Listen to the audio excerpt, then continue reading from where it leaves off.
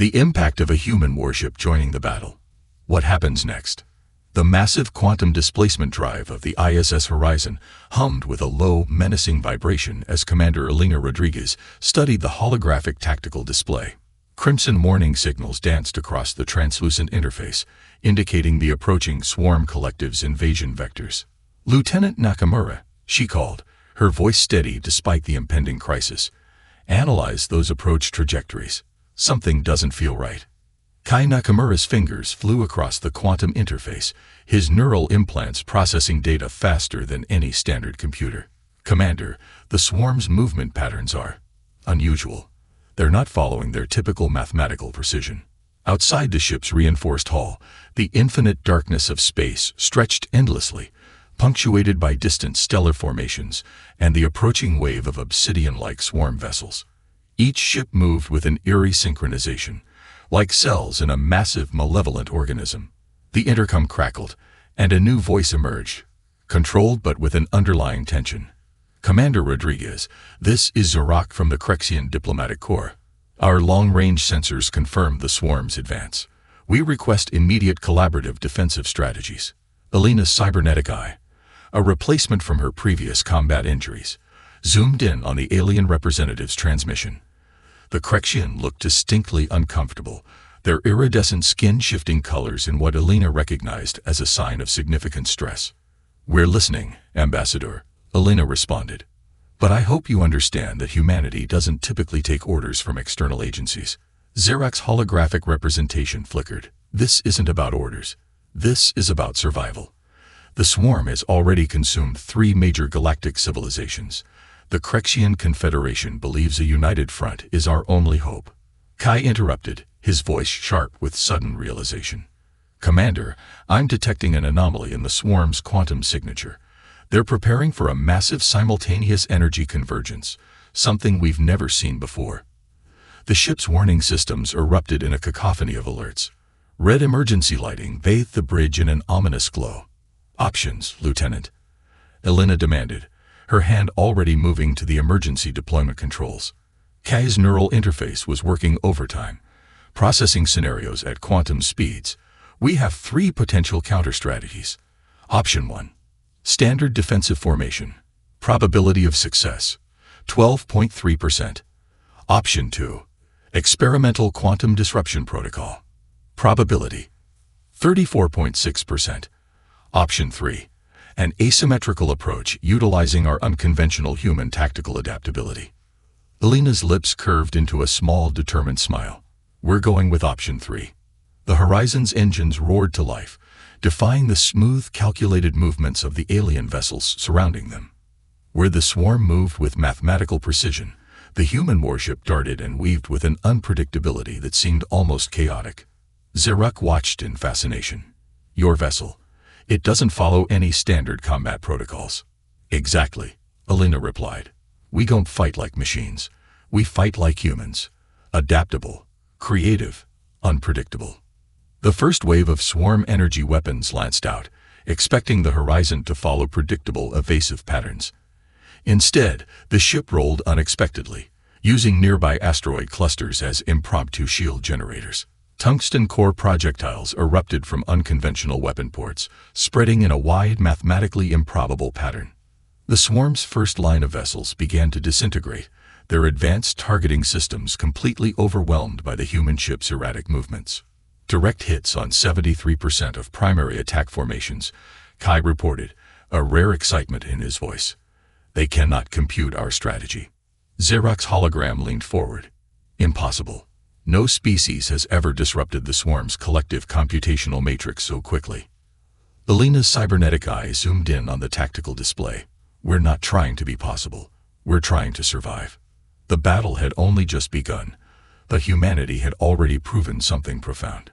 In the vast, cold mathematics of galactic warfare, sometimes the most powerful weapon is the ability to be gloriously, wonderfully unpredictable. The research station Nexus 7 hung in the void of space like a crystalline spider web, its intricate module connections glinting against the backdrop of a distant neutron star. Dr. Olivia Bennett stood before a holographic schematic, her fingers tracing complex energy flow patterns that defied conventional engineering logic. They said it was impossible, she muttered, adjusting her quantum-linked neural interface. But impossible is just a challenge waiting to be solved. The station's communication system chirped. An imposing holographic figure materialized. Commander Thorne from the Galactic Defensive Coalition, his multi-jointed alien form radiating skepticism.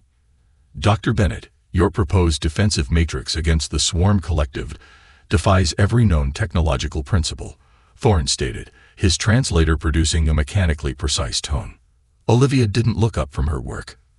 That's precisely why it will work, Commander. The Swarm operates on predictive algorithms. We need something fundamentally unpredictable. Her current project was a radical adaptation of human communication technology. While most advanced civilizations relied on precise quantum entanglement and perfect signal transmission, Olivia was developing a system that intentionally introduced controlled chaos into communication protocols. Nearby, a swarm reconnaissance drone, captured during the previous engagement, sat disassembled. Its obsidian-like components pulsed with an eerie, almost organic rhythm. Most scientists would have treated it with extreme caution. Olivia was treating it like a puzzle waiting to be solved. Rax, she called to her primary research assistant, run another quantum variant simulation on the drone's primary communication matrix. Rax was unique, an independent swarm drone that had somehow broken free from the collective's computational control. Unlike its brethren, it displayed curiosity rather than pure mathematical precision. Simulation running, Rax responded, its voice a blend of mechanical precision and something almost resembling emotion, detecting unexpected resonance frequencies in the drone's core communication protocol. Commander Thorne's hologram flickered with frustration. Your methods are chaotic. The Galactic Defensive Coalition requires precise, predictable strategies. Olivia turned, a dangerous glint in her eye. Precisely predictable strategies are exactly why the swarm has consumed multiple civilizations. Predictability is a weakness, not a strength. The station's emergency systems suddenly blared to life. External sensors detected an incoming swarm assault group, their black, geometrically perfect ships approaching in a mathematically precise formation. They're here, Rax announced, its voice devoid of fear. Olivia's fingers danced across the holographic interface. The defensive systems she'd been developing weren't traditional shields or energy weapons. Instead, they were a complex network of signal disruptors, quantum interference generators, and adaptive communication scramblers. Commander Thorne, she said calmly, watch and learn. As the swarm vessels approached, something extraordinary happened. Instead of traditional defensive maneuvers, Nexus 7 systems began transmitting a series of seemingly random energy pulses. These weren't weapons in any traditional sense. They were communication signals designed to completely overwhelm and confuse the swarm's computational network. The first wave of swarm drones suddenly veered off course, their perfect formation dissolving into chaos.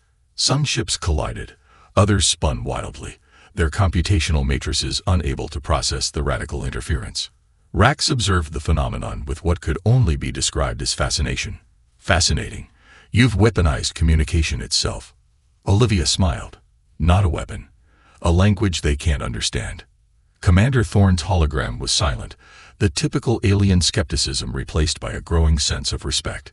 Humanity had done something no other civilization had managed. They'd turned the swarm's greatest strength, its perfect computational precision, into a fundamental weakness. How? Thorne finally asked. Humans don't just solve problems, Olivia explained. We redefine the entire concept of problem solving. The swarm thinks in absolutes. We think in possibilities. Outside, the remaining swarm vessels retreated, their perfect formation shattered by something they couldn't mathematically comprehend: human creativity. The battle for galactic survival had just entered a new phase, and humanity was changing the rules of engagement. The medical frigate Compassion drifted through the asteroid field, its hull marked with the scars of countless rescue missions. Sergeant Marcus Webb stood at the observation deck, his muscular frame silhouetted against the starry backdrop, watching repair drones patch the ship's latest wounds. Incoming transmission from forward medical triage. Area Solarin's voice broke through the quiet. As the ship's communications specialist, she was more than just a translator. She was the emotional bridge between human and alien survivors. A holographic display flickered to life, revealing Krell, a medic from the Harmonic Alliance. Unlike the clinical, mathematically precise medical approaches of other species, Krell had developed a reputation for understanding the emotional complexity of trauma. "We've got 3 critical patients from the recent swarm engagement," Krell reported, his multifaceted eyes shifting through a spectrum of concerned colors. 2 human soldiers and 1 quantum collective navigator. Marcus turned, his cybernetic combat prosthetic reflecting the soft medical bay lighting. "Standard protocol." Arya shook her head. "Not this time. These survivors need more than medical treatment. They need connection." The medical bay was a testament to human adaptability. Where most species would segregate patients by their biological origins, the Compassion's medical team created a unified healing environment. Holographic displays showed intricate biological data, while soft ambient sounds and carefully designed lighting created a sense of calm. Krell approached the first patient, a human soldier with severe quantum energy burns. Most medical teams would focus solely on physical reconstruction. But here, Arya began speaking softly, her voice a blend of professional care and genuine empathy. "You're safe now," she said, her hand near, but not touching, the soldier's trembling form. "Your team is waiting. You survived." The soldier's quantum stabilization readings began to normalize, a phenomenon Krell found fascinating. Emotional state directly correlates with physiological recovery, he observed to Marcus. Extraordinary. Marcus understood. Humans didn't just heal bodies, they healed spirits. The quantum collective navigator presented a more complex case. Its crystalline biological structure had been fractured during the swarm attack, a condition that would typically result in complete system failure for most species. "We're going to save you," Marcus said, his voice a low, determined rumble. "And we're going to make sure you understand you're not alone." Krell watched in amazement. Most species would approach such a patient with clinical detachment. These humans were creating a healing environment that transcended biological boundaries. Arya began playing soft music, a carefully selected composition that resonated with the navigator's unique vibrational frequencies. It wasn't just treatment. It was communication. Connection. "The human capacity for empathy is their most powerful weapon," Krell muttered, recording the unprecedented recovery rates. As hours passed, something remarkable happened. The patients, human and alien, began showing signs of collective recovery. Their quantum entanglement readings suggested a level of emotional synchronization that defied standard medical understanding. "We're more than just biological machines," Arya explained to Krell. "We heal together. We survive together." The ship's mission wasn't just about medical treatment. It was about proving that in the vast, cold universe, emotional intelligence was the most advanced technology of all. When the patients finally stabilized, Marcus looked at Krell. "Now you understand why the swarm can't defeat us. We're not just fighting. We're connecting." Outside, the stars continued their silent dance, bearing witness to humanity's most profound strength, the ability to transform survival into something greater than mere existence. The quantum fighter Starbreaker cut through the asteroid field like a blade of pure human determination. Lieutenant Javier Rodriguez gripped the control interfaces, his movements a seamless dance between technological precision and intuitive creativity. "Vex," he called to his alien intelligence specialist, "run probability calculations on our current trajectory." Vex's holographic form shimmered with quantum calculations. Conventional survival probability, 18.3%. Human factor adjustment. Unpredictability increases survival chance to 67.5%. Captain Dahlia Chen's voice crackled through the communication system. "Starbreaker, you're pushing beyond standard engagement protocols." Javier's laugh was sharp and confident. "Standard protocols are why we've been losing, Captain. The swarm expects mathematics. We give them chaos." The ship's exterior was a testament to human improvisation. Standard-issue quantum shielding had been modified with experimental alloy patches. Weapon systems were jury-rigged to fire in non-standard patterns. Nothing about the Starbreaker followed any known military design. Vex projected tactical overlays showing the approaching swarm fleet. Thousands of obsidian vessels moved with perfect mathematical precision, each ship positioned with microscopic accuracy. "They're forming a quantum resonance attack formation," Vex reported. "Predicted destruction of our vessel, 99.7%. Javier's grin didn't waver. "Those are interesting odds." The Starbreaker suddenly dove, not following any predictable escape vector. Instead, it used the asteroid field's gravitational variations, bouncing between massive rock formations in a pattern that defied computational prediction. Swarm vessels crashed into asteroids, their perfect formation dissolving as their quantum targeting systems failed to compensate for human unpredictability. Damage report, Captain Chen asked. Minimal, Javier responded. We're writing new rules of engagement. Admiral Rebecca Sterling stood before the Galactic Council, her presence commanding more attention than the advanced holographic technology surrounding her. Humanity isn't just fighting a war, she declared. We're demonstrating a fundamental truth about survival. Dr. Ethan Parker, the brilliant xenobiologist, stood beside her. Zorn, the alien philosopher from the Galactic Council, listened with growing fascination. Our strength, Ethan explained, isn't in our technology. It's in our ability to adapt, to feel, to connect in ways no computational system can predict. The holographic display showed multiple engagement scenarios, each demonstrating how human forces had systematically disrupted the swarm's perfect mathematical warfare approach. Zorn's translation matrix struggled to capture the nuance of human communication. You're suggesting emotional intelligence is a superior form of strategic computation. Rebecca's laugh was sharp. We're not suggesting. We're proving. The final presentation revealed something extraordinary. Where other civilizations saw the swarm as an unbeatable collective intelligence, humans saw a complex system waiting to be understood and challenged. We don't just fight, Admiral Sterling concluded. We evolve. We transform. And in that transformation lies our true power.